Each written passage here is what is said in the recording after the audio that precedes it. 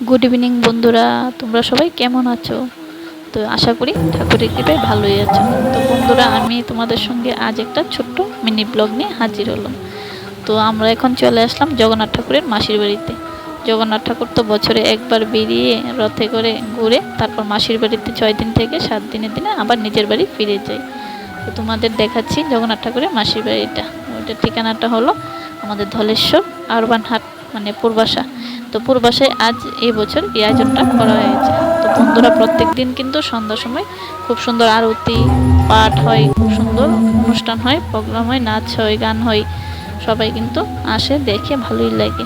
তো বন্ধুরা আমার বাড়ি থেকে কিন্তু 5 মিনিটের রাস্তা, কিন্তু আমি সময়ের অভাবে আসতে পারি না। তা আজ যেহেতু একটু সময় পেয়েছি, তাই আমার ছেলেকে নিয়ে চলে আসলাম জগন্নাথ ঠাকুরকে দেখানোর জন্য।